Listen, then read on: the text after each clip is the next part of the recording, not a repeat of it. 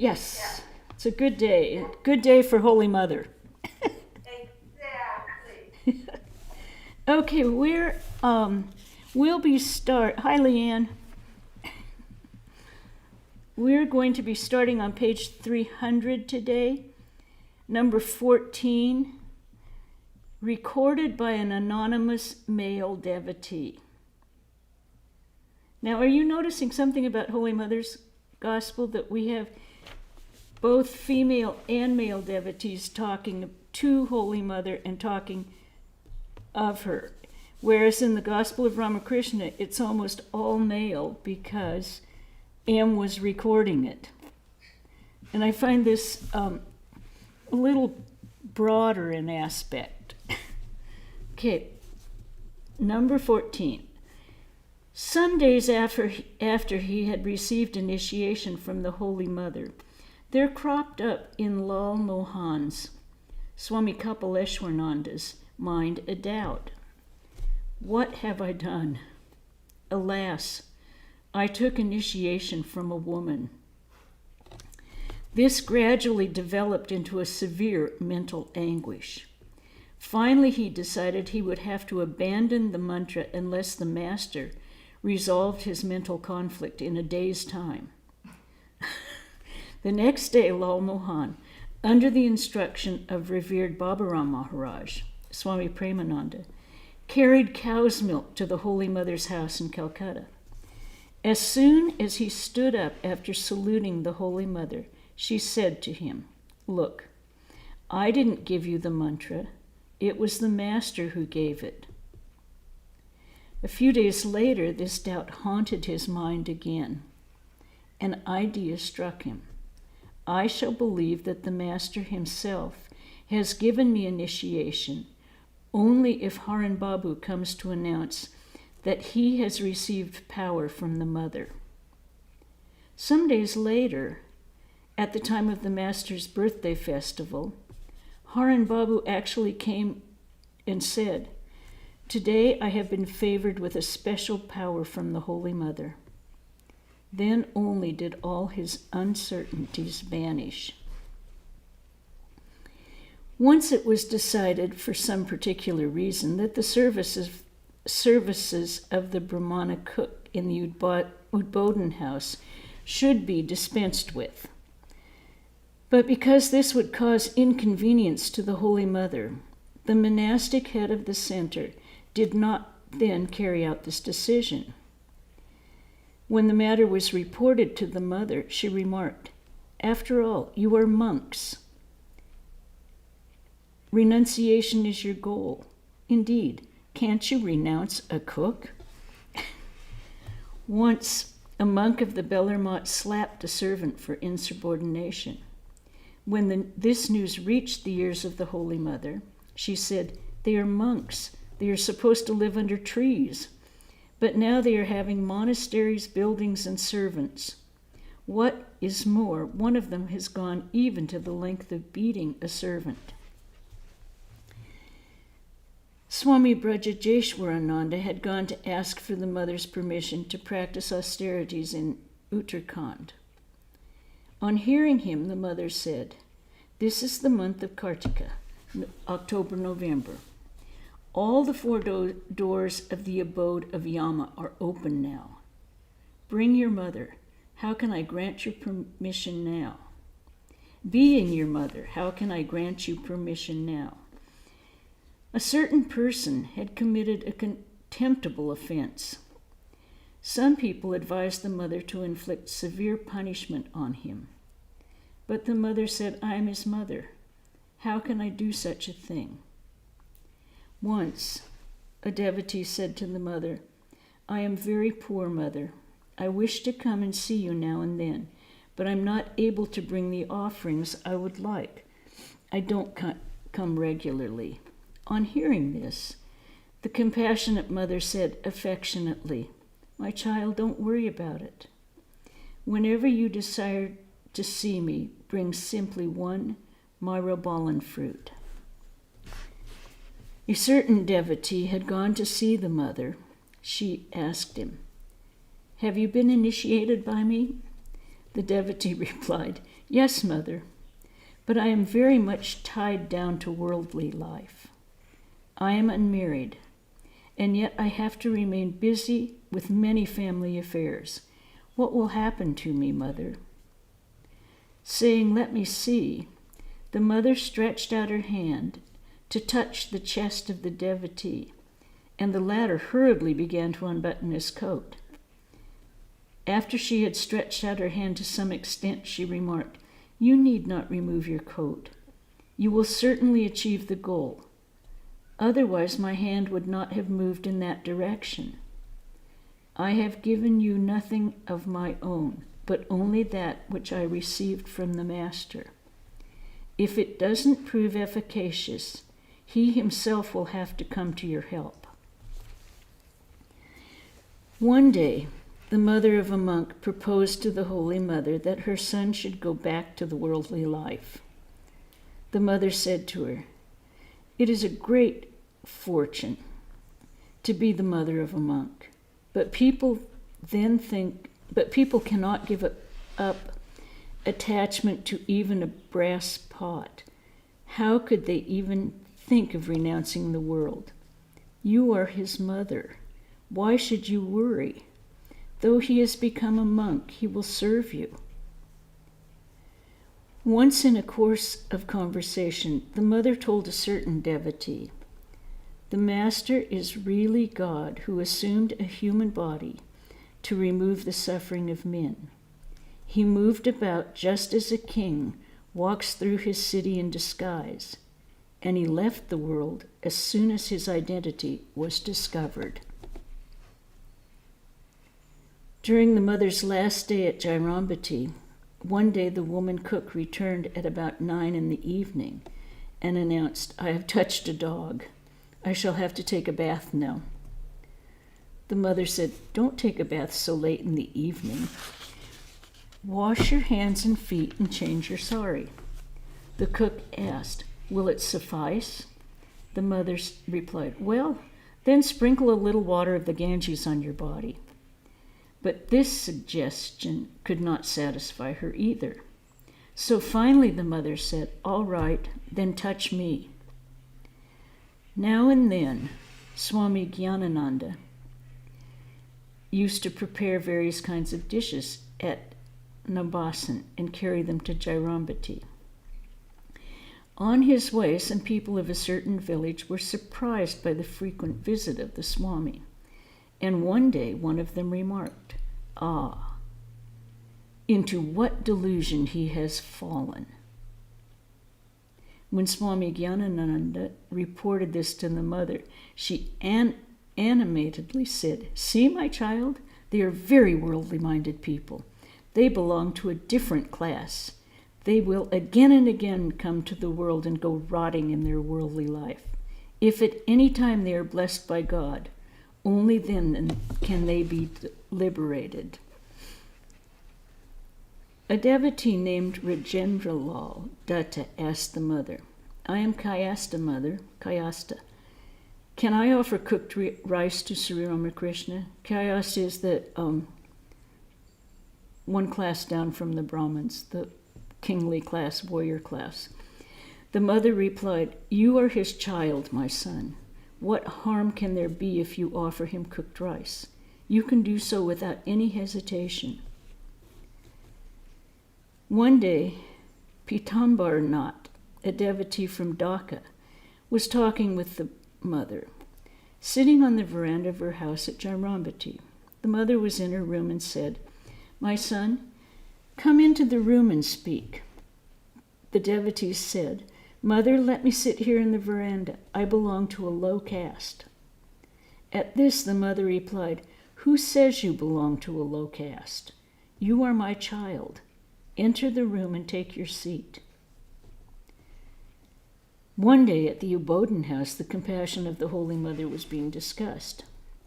Yogan Ma, staring at the mother, said smilingly, "The mother no doubt loves us all very much, but it is not as intense as the Master's was. What concern and love he had towards his disciple. We saw it with our own eyes. Words cannot describe it.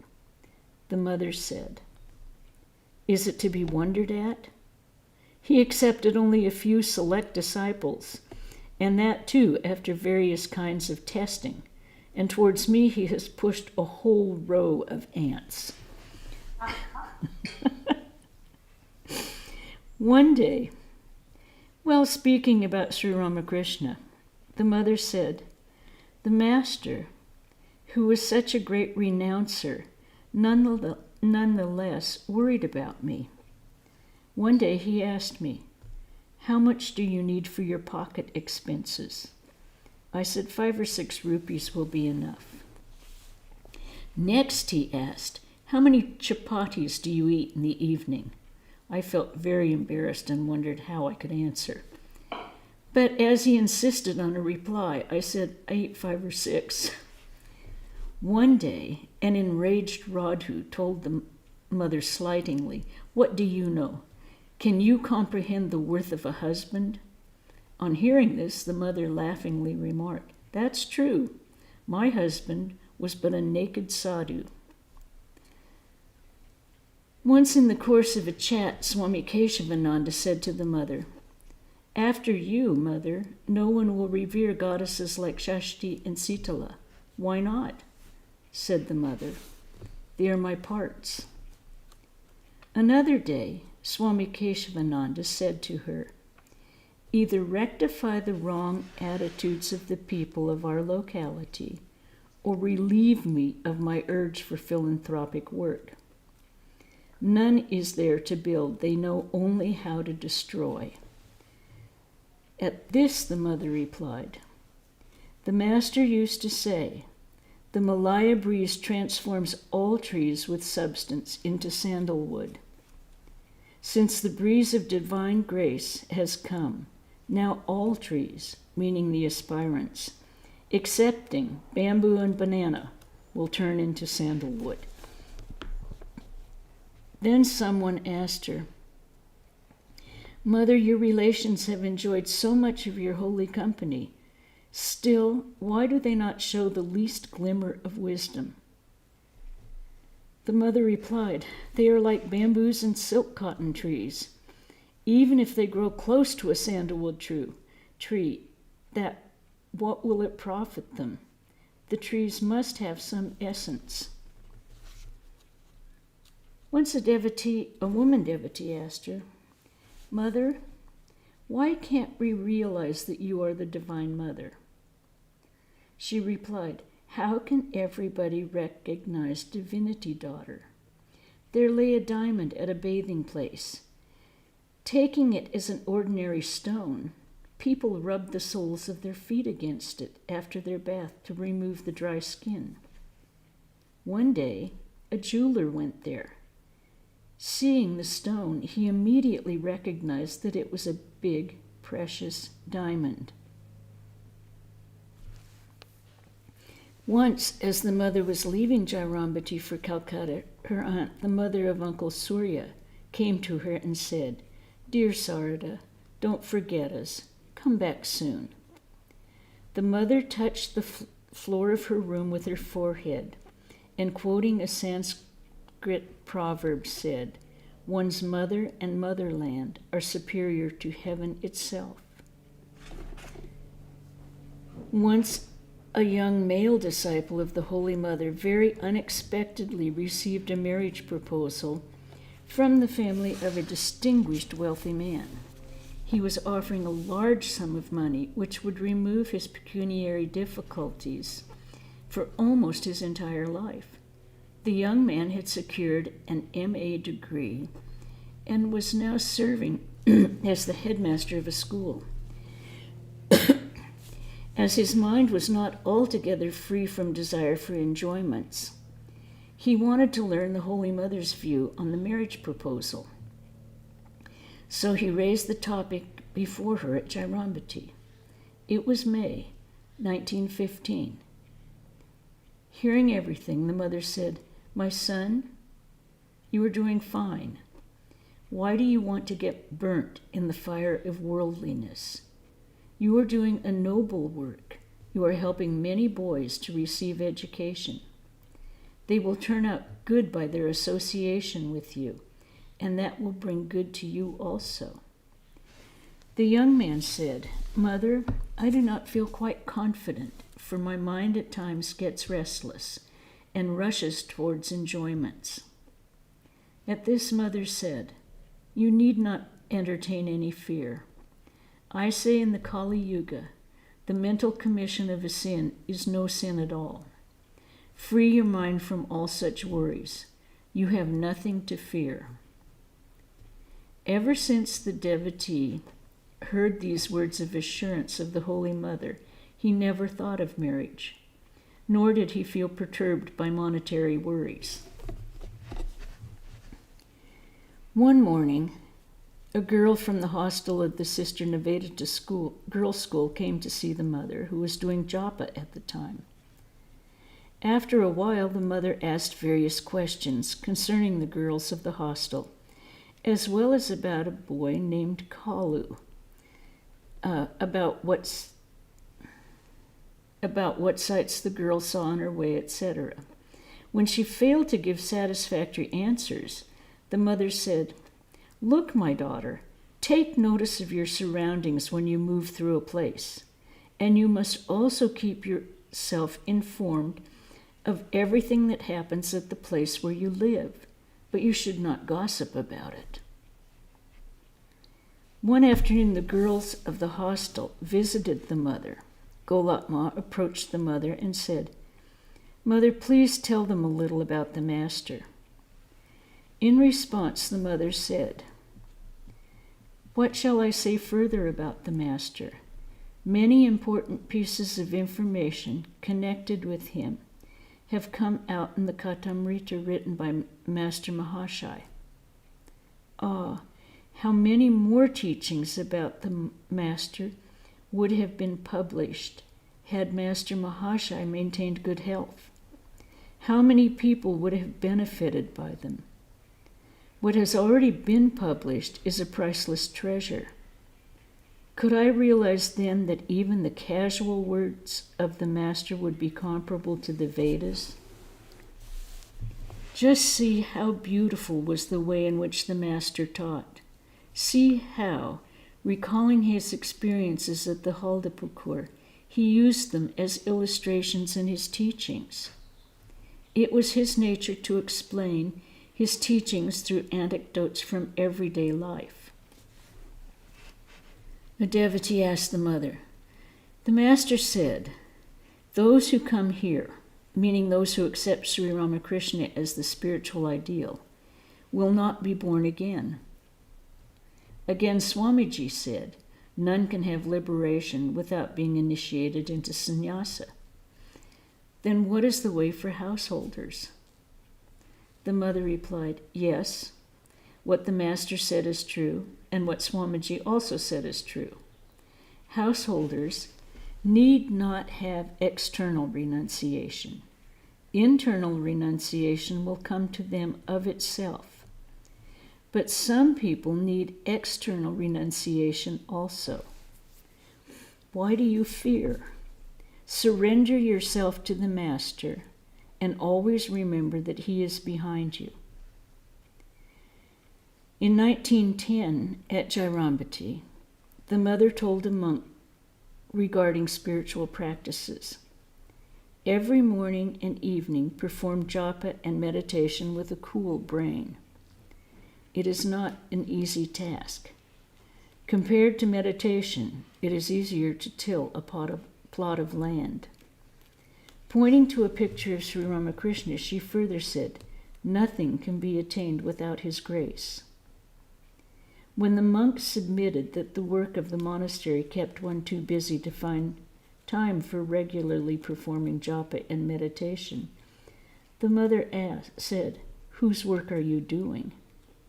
It is his work only. She continued saying, In times to come, your mind itself will turn into your guru and advise you. Once in the course of a conversation, the mother said, I am the mother of the virtuous as well as the wicked. She used to tell her disciples, Why should you worry? I think that is very interesting when we get kind of tied up with, oh dear, I have to sweep the path again, the wind's been blowing, and worrying about what kind of work we're doing, and oh, I'm going to be late for meditation. And as she says, whose work are we doing? We can look at every single thing we do every day as worship. Helps it go by more quickly. Okay, we have a little more time. We'll read number 15, recorded by Dr. Surendranath Roy. One Sunday, out of a strong desire to see the Holy Mother, I started from my Calcutta residence at 2:30 and arrived profusely perspiring at the Udbodhan house. On inquiry, I learnt that the mother had only just returned from some engagement outside and that she would be meeting visitors only a little later. Feeling very impatient, I, however, proceeded to go to her. Swami Sardananda, who was standing near the staircase, saw me going and forbade me. Young as I then was, I immediately retorted, "Is she only your mother?" and pushed him aside and went upstairs. I found the mother fanning herself. After I bowed down at her feet, she inquired about me and said, "How is it that you are perspiring?" I said, "I walked in the hot sun." Taking the fan from her, I began to fan her. After a while, I asked the mother, "Where did you go today?" The mother replied, "Kaligat." Then she said, "Take some prasad, and then I shall talk with you." After taking the prasad, I asked her, "Mother, what is the difference between man in his real nature and a god?" Excuse me, just one second.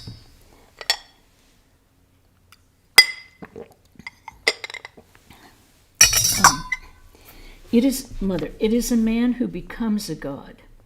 Everything is possible if one does work properly. Disciple, what kind of work?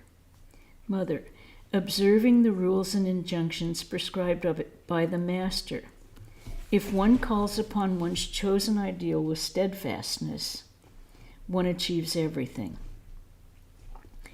On this day, I could not talk with the mother any longer, for one or two women devotees came. I saluted the mother. As I was taking leave of her, I said, "Mother, I've done a great wrong today." While climbing the stairs, I pushed Sharat Maharaj aside. "How shall I face him again? Kindly pardon me." The mother said, "What wrong can children do? My sons are not such as to find fault with others. You need not worry about it." Coming to the ground floor, I came across Sharat Maharaj. I bowed down to him and asked his forgiveness for the offense. Sharat Maharaj embraced me and said, placing his hand on my head, "One should have such yearning indeed." Then he added, "None will obstruct you henceforth." I welcomed his blessings, but after this incident, whenever he saw me, he used to laugh heartily.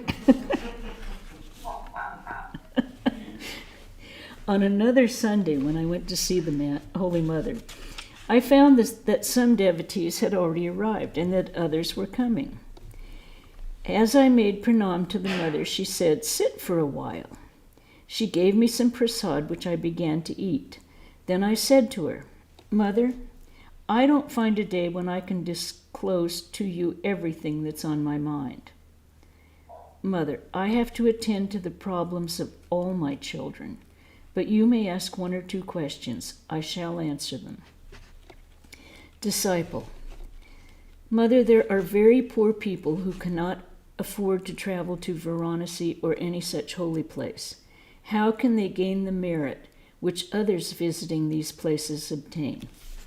Mother, why, they can gain the same merit by visiting Dakshineshwar or Bellarmat, provided that they have genuine faith. He for whom one visits Varanasi is present at Dakshineshwar and Bellarmont. Disciple: Mother, what is the way for us? Mother: why do you fear?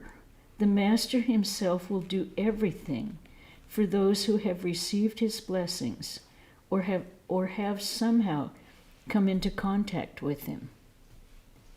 After this I made pranam to Mother, for I had to take leave. I shall now give a brief account of a conversation I had with her on some later occasions.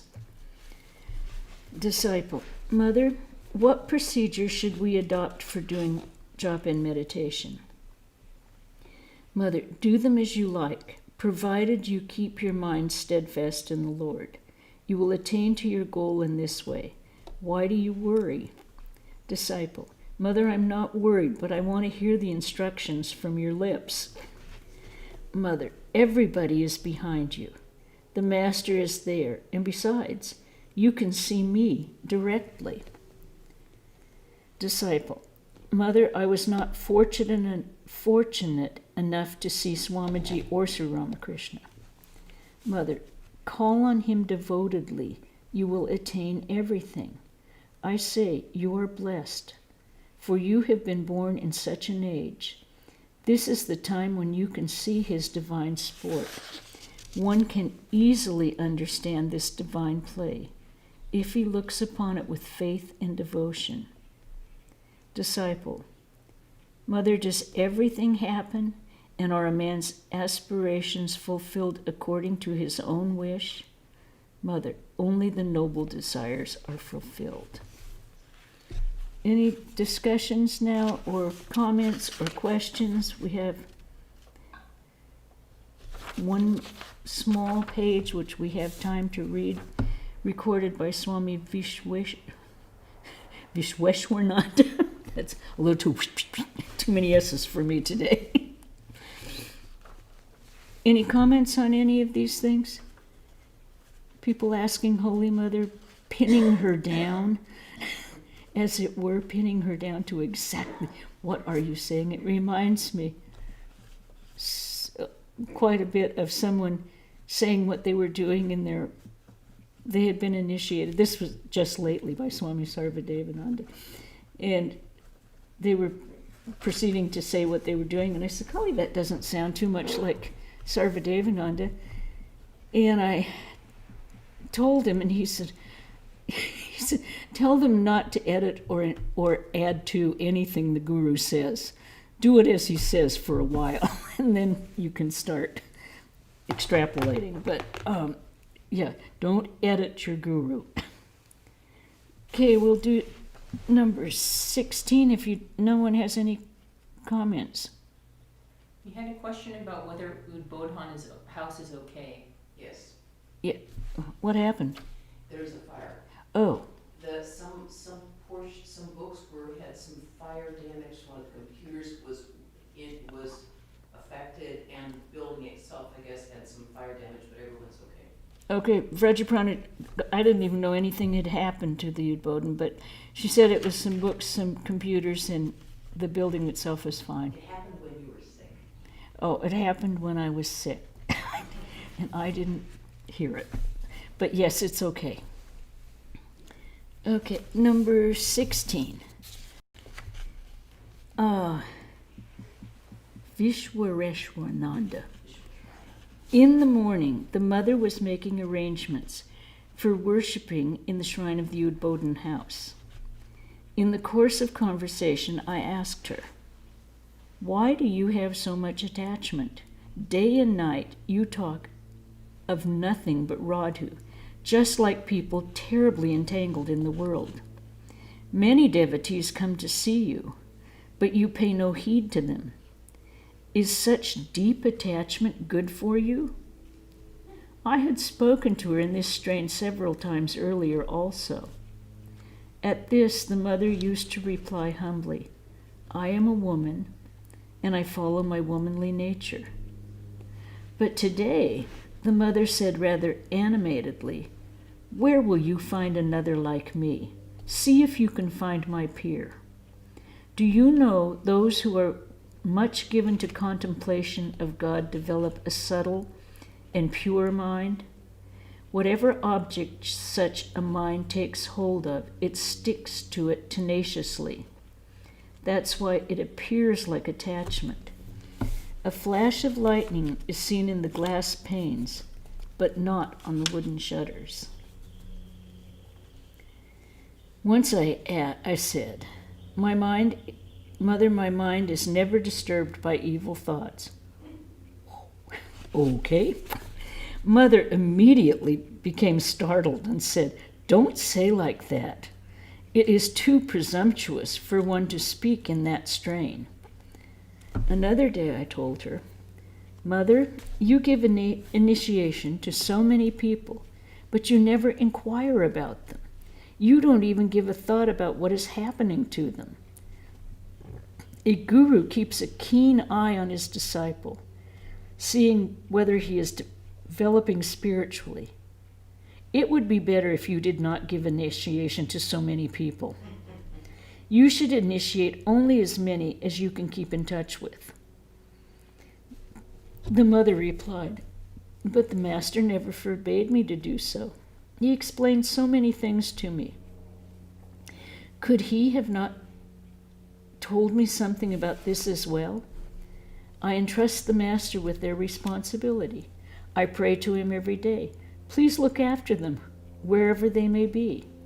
Besides, do you know that the master himself taught me these mantras?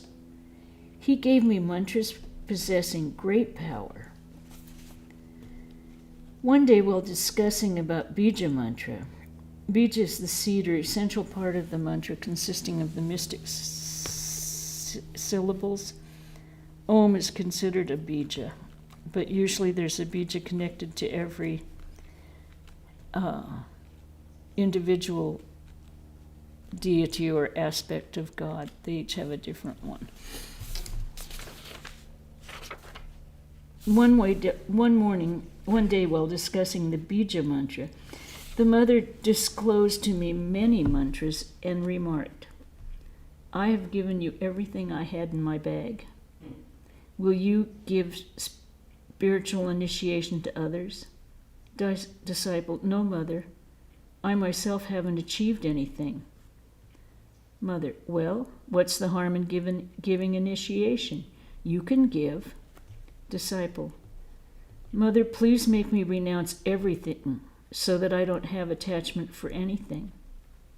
Mother, "You're an all-renouncer already. Will you grow 2 horns now?"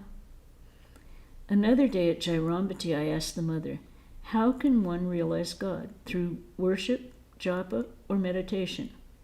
Mother, "By none of these." Disciple, "Then how?" Mother, God is realized only through his grace. Nonetheless, one must perform japa and meditation, for they remove the impurities of one's mind. One must practice spiritual disciplines such as worship, japa, and meditation. As one gets the fragrance of a flower by handling it, or the scent of the sandalwood by rubbing it against a stone, similarly, one becomes spiritually awakened by continuously contemplating on the divine. But you can become illuminated right now if you become desireless. One day at Jairambati, after my meal, I was about to remove the used plate when the mother prevented me, catching hold of my hand and taking the plate herself. I said, "Why should you do this, Mother? I shall remove it." At this she said, "What? After all I've done for you? A child, as you know, soils the lap of its mother, and how much more besides? You are indeed a rare treasure even to the gods." And I think we'll stop there. And next week, I don't know who's going to be reading. We will have the Gospel of Holy Mother at the usual time. It will be board meeting night, and so there will be someone else reading. I'm not sure. Have we decided yet who? Yeah. Oh, Vrajaprana will be. She doesn't have the first meeting. Okay, so she'll be reading next week. Any questions or comments? Everyone feeling good today? Swami was really rude to the Holy Mother. Or is that just a cultural thing? Well, they truly treated her as they would their own mothers. They had no barriers. You know, often your own children say very rude things because they are part of you and you're part of them. They don't maintain a social distance. However, it was pretty rude. I like the one who pushed Sharat Maharaj out of the way. I'm going up to see her. Is she your mother only? But it's amazing how nice she is when she answers them back. You know, she doesn't. No. You know, most women would snap at them. No, she's the Holy Mother. She really did. She was the mother of everyone, good, bad, and indifferent. So you can't get angry at any of your children, though they be the worst ones you think around. Any other comments, questions? It's good to see you all. Okay, we'll end with a chant. Om Shanti Shanti Shanti Hari Om Tat Sat Sri Ramakrishna Arpanamastu.